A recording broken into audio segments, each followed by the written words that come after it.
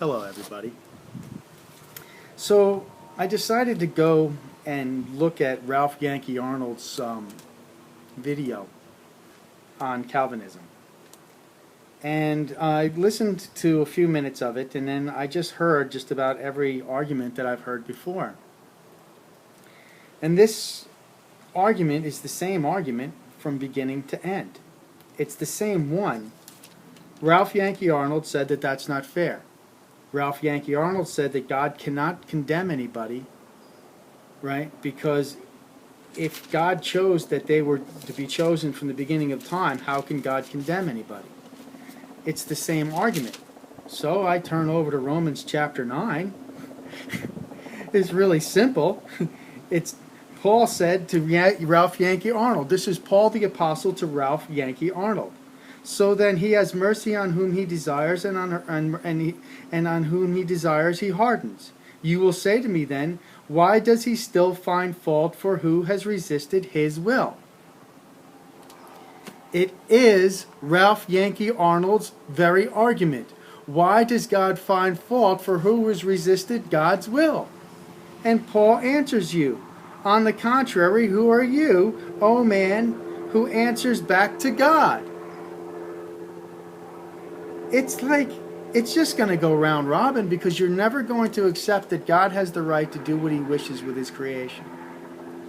I know that that's a hard teaching. It's a humanist teaching. It's a teaching that people don't want to hear. But the truth is that that is it right there. So then you will say to me, no, God didn't mean that. Or this doesn't have to do with salvation. So I'll take you back to verse 6 where it says, but it is not as though God's word has failed, for they are not all Israel who are descended of Israel. So what does this talk about? It talks about Israel not accepting Jesus or not accepting the gospel. So what is the passage in Romans 9 about? Accepting the gospel. What is Romans 9 all about? Accepting the gospel.